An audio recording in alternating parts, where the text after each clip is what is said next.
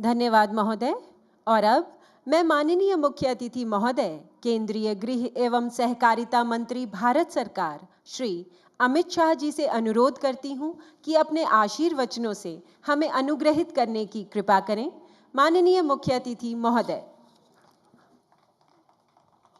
आज के इस गौरवमयी कार्यक्रम में मेरे साथ मंच पर उपस्थित श्रीमान सिलवर्धन सिंह जी, महानिर्देशक CISF, दर्शक दीर्घा में उपस्थित महामहिम राज्यपाल तेलंगाना डॉक्टर तमिलसाई जी, केंद्रीय संस्कृति मंत्री श्री जी किशन रेड्डी जी, डॉक्टर के लक्ष्मण जी, सांसद बंडी संजय कुमार जी, CISF परिवार के सभी परिवारजन और आज जिन्होंने परेड में उत्कृष्ट प्रदर्शन किया है, ऐसे सभी जवानों को मैं आज CISF के 54वें स्थापना दिन की बहुत बहुत बधाई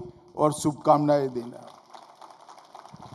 मेरे लिए ये बहुत हर्ष का विषय है कि CISF की 54वें स्थापना दिन पर मैं आज आप सबके सामने उपस्थित हूं और ये जो वार्षिक परेड है वो पहली परेड है जो दिल्ली से बाहर भारत के गौरवमयी शहर हैदराबाद में हो रही है।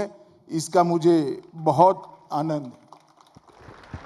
मित्रों, 53 वर्षों का CISF का इतिहास अगर कोई बारीकी से देखे तो निर्विवाद रूप से कह सकता है कि देश के आर्थिक प्रगति में CISF का बहुत अहम योगदान है, क्योंकि कोई भी देश तभी प्रगति कर सकता है, तभी आगे बढ़ सकता है, अपने अर्थतंत्र को दुनिया के सभी अर्थतंत्रों में तेज गति से तभी बढ़ा सकता है जब इसकी औद्योगिक सुरक्षा, इसकी एयरपोर्ट्स की सुरक्षा, इसकी बंदरगाहों की सुरक्षा सुनिश्चित हो और वहां एक शांति का और सुरक्षा का माहौल बने। मैं आज देश के गृह मंत्री के नाते बहुत गर्व और फख्र के साथ कह सकता हूं कि CISF के एक एक कर्मचारी ने, एक एक सिपाही से लेकर DGP तक सबने ये 53 सालों में CISF की स्थापना की सभी उद्देश्यों की परिपूर्ति के लिए अपनी जान लगाकर, परिश्रम कर कर देश की अमूल्य सेवा की है। मैं आज इसका बहुत मन से सराहना करता हूं। मित्रों, आने वाले दिनों में भी CISF का बहुत बड़ा योगदान रहने वाला है।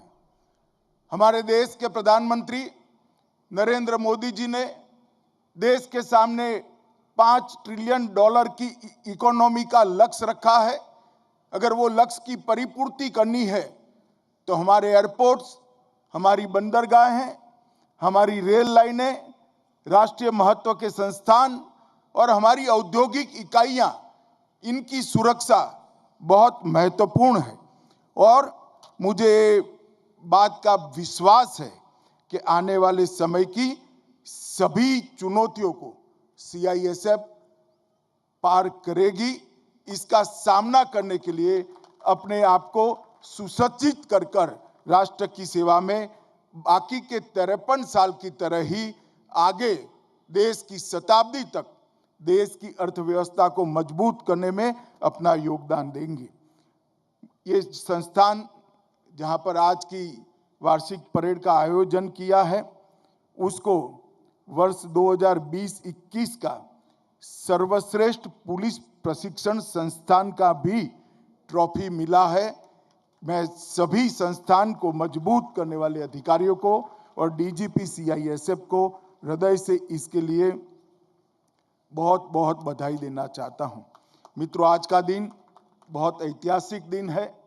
आज के ही दिन महात्मा गांधी ने 1930 में 240 मील की ऐतिहासिक दांडी मार्च शुरू की थी। और नमक सत्याग्रह की शुरुआत की थी। नमक सत्याग्रह ने दुनिया भर के आजादी के आंदोलन में एक नया इतिहास बनाया। किस तरह एक लाठी भी उठाए बगैर इतने बड़े साम्राज्य को पराजित कर कर असहयोग, अहिंसा, ये सिद्धांतों के आधार पर कैसे हटाया जा सकता है, इसका एक बहुत बड़ा उदाहरण पेश किया था। मित्रों, 1969 से लगभग 3000 बल के सदस्यों की संख्या से CISF की स्थापना हुई। तब से लेकर 53 साल में आज CISF 1,70,000 की नफरी तक पहुंचा है। मैं CISF के सभी कर्मियों को, अधिकारियों को और DG CISF को भी कहना चाहता हूं कि मैं गृह मंत्री के नाते बहुत स्पष्ट देख रहा हूं कि आने वाले 10 सालों में CISF के लिए विकास के बहुत मौके उपलब्ध होने वाले हैं और मैं आशा करता हूं ये नफरी अनेक गुना बढ़ेगी और देश की सुरक्षा के अंदर अपने आप को हमेशा की तरह समर्पित करेगी। इस डिजिटल युग में CISF ने अपने हितधारकों को अत्याधुनिक सुरक्षा प्रदान करने की एक परंपरा निभाई है। रोबोटिक्स, आर्टिफिशियल इंटेलिजेंस जैसे अत्याधुनिक तकनीक से सुरक्षा प्रोटोकॉल को न केवल लैस किया है, उसको अभेद बनाने का काम CISF ने किया है। और मुझे ये कहते हुए हर्ष है कि गृह मंत्रालय भी आने वाले दिनों में बंदरगाहों की सुरक्षा, एयरपोर्ट की सुरक्षा और औद्योगिक इकाइयों की सुरक्षा के लिए आधुनिक से आधुनिक तकनीकों को एडॉप्ट कर आने वाले समय की चुनौतियों को, इसका सामना करने के लिए CISF को सभी तकनीक से सुसज्ज करने में कोई कमी नहीं छोड़ेगा। इसके लिए पूरी कार्य योजना भारत के गृह मंत्रालय ने तैयार की है। आज CISF 66 संवेदनशील और प्रमुख हवाई अड्डे, लगभग 14 प्रमुख बंदरगाह, परमाणु व अंतरिक्ष संस्थान, Delhi metro, statue of unity और कई सारी औद्योगिक इकाइयां और खदानों की सुरक्षा का काम कर रही है। मैं ये भी निश्चित रूप से आज कार्यक्रम के माध्यम से पूरे देश की जनता को बताना चाहता हूं कि सभी CAPF में अकेला CISF है जिसके पास प्रभावी अग्निशमन दल और सुरक्षा अग्निशमन के क्षेत्र में हमने बहुत सारी सिद्धियां हासिल की है। मैं इसके लिए भी CISF के जवानों को बहुत बहुत बधाई देता हूं। लगभग हर रोज 50 लाख से ज़्यादा यात्रियों को, चाहे दिल्ली मेट्रो हो, चाहे एयरपोर्ट हो, संवेदना से इनके साथ बहुत अच्छा व्यवहार करते हुए, विनम्रता से परंतु दृढ़ता के साथ देश की और संस्थानों की सुरक्षा को अंजाम देते हुए CISF हर रोज राष्ट्र की संपत्ति की सुरक्षा के लिए कटिबद्ध रहता है। मित्रों, आज मैं ये कहना चाहता हूं कि CISF द्वारा एक हाइब्रिड मॉडल को भी अपनाया गया है। कई लोगों ने, कई अखबारों ने इससे एक टिप्पणी की कि CISF की भूमिका इससे कम होगी क्या? मैं बहुत स्पष्ट करना चाहता हूं, इससे CISF की भूमिका बढ़ने वाली है, क्योंकि इससे निजी कंपनियों में भी जहां पर आज CISF की एंट्री नहीं है, वहां पर कंसल्टेंट के नाते, सलाहकार के नाते और बाद में CISF के बहुत सारे प्रकार से उनमें उनका उपयोग होने का रास्ता खुलता है। और आने वाले 2 दशकों में आधुनिक तकनीक और ड्रोन जैसे नए उपकरणों से जो सुरक्षा का खतरा हुआ है, उससे प्राइवेट निजी औद्योगिक संस्थानों को भी सुरक्षा देने का काम CISF कर पाएगी। मित्रों, CISF की सकारात्मक भागीदारी के कारण ही देश का अर्थतंत्र आज यहाँ पर पहुँच चुका है। आज मैं इस बात का भी जिक्र करना चाहता हूँ, जब ये विश्व सदी की सबसे गंभीर महामारी कोरोना का मुकाबला कर रहा था, तब सीआईएसएफ ने फर्स्ट रिस्पॉन्डर की भूमिका निभाते हुए कई एयरपोर्टों पर, कई रेलवे स्टेशनों पर और जहां जहां एक्स्ट्रा ड्यूटी लगाई वहां पर बड़ी संवेदनशीलता के साथ, बहुत संवेदनशीलता के साथ अपने मानवीय दृष्टिकोण और संवेदनशील दृष्टिकोण का भी अनुभव कराया है। और ये करते हुए कई सीआईएसएफ के कर्मियों ने अपनी जान की बलिदान भी दी है। आज मैं इस मौके पर सीआईएसएफ की स्थापना से के लेकर अब तक जितने भी सीआईएसएफ कर्मियों ने बलिदान दिया है, वो सभी को मन से श्रद्धांजलि देकर कृतज्ञ राष्ट्र की ओर से उनके परिवार को कहना चाहता हूं कि आपके परिजनों ने जो बलिदान दिया है, उसी की नींव पर आज राष्ट्र सबसे बड़ी आर्थिक ताकत बनने की दिशा में अग्रसर हो रहा है। वृक्षारोपण के मामले में भी विगत 4 साल में सीआईएसएफ ने 3 करोड़ से ज्यादा वृक्ष लगाकर पर्यावरण के प्रति अपनी सजगता और समर्पण को एक बहुत जागरूक तरीके से इसका निर्वहन किया है। इसके लिए भी मैं सीआईएसएफ के सभी कर्मियों को बहुत बहुत बधाई देता हूं। 1200 से ज्यादा सफाई अभियान चलाए गए और सीआईएसएफ ने पूरी तन्मयता के साथ स्वच्छता अभियान को एक लोकभोग्य अभियान बनाना और स्वच्छता अभियान के संस्कार को पूरी जनता में पहुंचाने का एक प्रयास किया है। और जब देश के अंदर आज़ादी का 75वां सालगिरह मना रहे थे, पूरा देश हर घर तिरंगा के अभियान को लेकर आगे बढ़ रहा था, उस वक्त सीआईएसएफ ने भी 5 लाख से ज्यादा तिरंगा अनेक घरों पर, अनेक संस्थानों पर और बल के हर एक इंस्टीट्यूशन पर लगाकर हर घर तिरंगा को भी सफल करने में बहुत बड़ा योगदान दिया है। सीआईएसएफ ने नेशनल स्टेडियम में रन फॉर यूनिटी में भाग लेते हुए भारत के लौह पुरुष सरदार वल्लभ भाई को भी श्रद्धांजलि देने का काम किया और इससे भारत की एकता और अखंडता का बहुत बड़ा काम किया है। मित्रों, आज मैं जब आपके यहाँ इस महत्वपूर्ण अवसर पर उपस्थित हूँ, तब मैं सुनिश्चित रूप से कहना चाहता हूँ कि विगत 9 सालों में मोदी जी के नेतृत्व में आंतरिक सुरक्षा के क्षेत्र में कई चुनौतियों का सफलतापूर्वक भारत सरकार के गृह विभाग ने सभी सीएपीएफ और राज्य पुलिस को साथ में लेकर इसका सामना किया है और इसके बहुत अच्छे नतीजे हमारे सामने हैं। तीनों सेक्टर जो हमारे लिए बहुत चिंता का विषय है, कश्मीर, नॉर्थ ईस्ट और वामपंथी उग्रवादी प्रभावित क्षेत्र, ये तीनों सेक्टरों में आज हम ये देख रहे हैं कि हिंसा बहुत बड़ी मात्रा में कम होती जा रही है, लोगों का विश्वास बढ़ रहा है और आतंकवाद और अलगाववाद फैलाने वालों की संख्या न केवल कम हो रही है, वो लोग सरेंडर होकर मेन स्ट्रीम में आ भी रहे हैं। परंतु जिनके हाथ में हथियार है, उनके सामने कठोरता से काम करने में देश की सीएपीएफ ने बहुत बड़ा योगदान लिया है और अपनी दृढ़ता और वीरता का परिचय भी दिया है। मैं आज पूरे राष्ट्र को ये भी कहना चाहता हूं कि आने वाले समय में भी हमारी सरकार की, मोदी सरकार की जीरो टॉलरेंस टुवर्ड्स टेररिज्म ये नीति चालू रहेगी।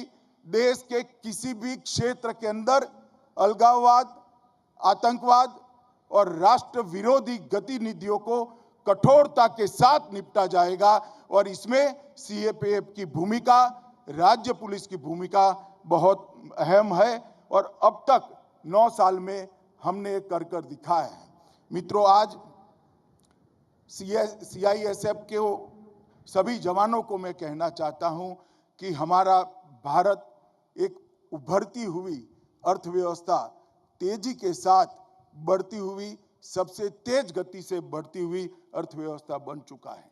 हमने देश की औद्योगिक शांति को, देश के औद्योगिक संस्थानों को, देश की खदानों को, सारी बंदरगाहों को, सारे एयरपोर्ट्स को सुरक्षित रखने का जिम्मेदारी हमारा है और आने वाले दिनों में संरक्षण और सुरक्षा इसको गति भी देनी होगी और आपकी ऊर्जा से इसको आगे भी बढ़ाना होगा।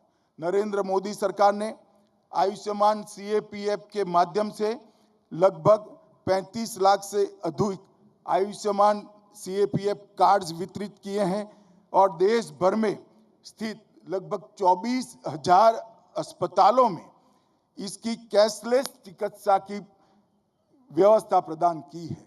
इसमें न केवल सुरक्षा कर्मियों को, सीएपीएफ के जवानों को, अधिकारियों को, उनके परिजनों को भी बहुत अच्छा सुविधा प्राप्त होने वाला है।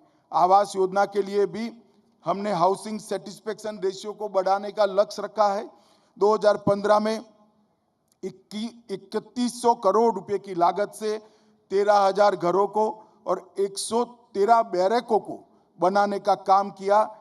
इसमें 2012 तक 11,000 मकान बन चुके हैं और 2026 तक 11,000 मकानों के अलावे और 28,500 मकान बनाकर हम जवानों के परिवारों के रहने की व्यवस्था को सुनिश्चित करना चाहते हैं और सेटिस्फेक्शन रेशियो को बहुत बढ़ाना चाहते हैं। सितंबर 22 को सीएपीएफ ई आवास वेब पोर्टल लॉन्च किया गया। इसके आधार पर 6 माह के अंदर ही 2,17,000 कार्मिकों का पंजीकरण हो चुका है और सेटिस्फेक्शन रेशियो में एक साथ बहुत बड़ा उछाल आया है। जो आवास खाली पड़े रहते थे, उस आवासों में किसी भी बल का जवान रह सकता है। एक कंसेप्ट ने हमारे आवासों की, निर्मित आवासों की उपयोगिता में बहुत बड़ी मात्रा में उनको देने में हमने सफलता प्राप्त की है।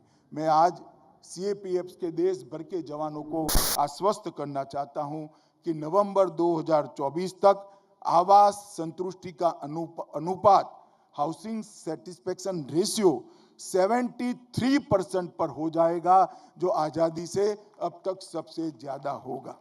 प्रधानमंत्री छात्रवृत्ति योजना, केंद्रीय अनुग्रह राशि, विकलांगता अनुग्रह राशि और हवाई कुरियर सेवाओं के माध्यम से भी हमने कई सारे सीएपीएफ के जवानों की सेवा करने का निर्धारण किया है।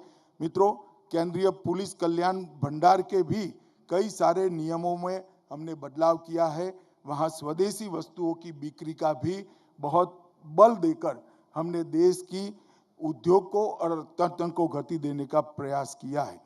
मित्रों, आज मैं इतना ही कहना चाहता हूँ कि आप देश की औद्योगिक शांति, औद्योगिक सुरक्षा, देश की बंदरगाहें और देश के एयरपोर्ट्स की सुरक्षा करते हैं, तब आप ये मन में सुनिश्चित मानकर चलना कि आप देश की आंतरिक सुरक्षा के सजग प्रहरी हैं। जिस देश के एयरपोर्ट और बंदरगाह सुरक्षित नहीं हो सकते, वो देश कभी सुरक्षित नहीं रह सकता। हमारे सामने कई सारी चुनौतियां हैं, जाली नोट के स्मगलिंग से लेकर नारकोटिक्स की ट्रैफिकिंग के से लेकर व्यक्तियों की घुसपैठ तक की, इस सारी चुनौतियों को पहुंचने के लिए, उनका सामना करने के लिए सीआईएसएफ ने अब तक एक उज्जवल इतिहास का निर्माण किया है और देश को सुरक्षा प्रदान की है। मैं आज बल के सभी कर्मियों को, सभी अधिकारियों को और डीजी सीआरपीएफ को भी ये कहना चाहूँगा कि इसको उत्तरोत्तर हम बढ़ाते चले और देश को आश्वस्त करें कि जब तक सीआईएसएफ का एक जवान एयरपोर्ट पर खड़ा है, सीआईएसएफ का एक जवान बंदरगाह पर खड़ा है, सीआईएसएफ का एक जवान हमारी खदानों पर खड़ा है, तब तक देश की सुरक्षा के लिए किसी को चिंता करने की जरूरत नहीं है। और मैं सच अर्थ में मानता हूं कि देश का गृह मंत्री के नाते मैं भी जब सीआईएसएफ डिप्लॉय हो जाती है, अपने आप को शांति का अनुभव करता हूं, निश्चितता का अनुभव करता हूं। मुझे आप पर पूरा भरोसा है। आने वाले दिनों में हम सब साथ मिलकर मोदी जी का जो लक्ष्य है, आज़ादी की शताब्दी जब मनाया जाए, तब देश हर क्षेत्र में, विश्व में सर्वप्रथम हो, वो लक्ष्य की पूर्ति के लिए हम सब आज से ही पुनः अपने आप को देश की सलामती के लिए समर्पित करें। यही भाव के साथ मेरी बात को समाप्त करता हूं। फिर से एक बार 53 साल की उज्जवल इतिहास को सैल्यूट कर कर मैं मेरी बात को समाप्त करता हूं। वंदे मातरम, भारत माता की जय।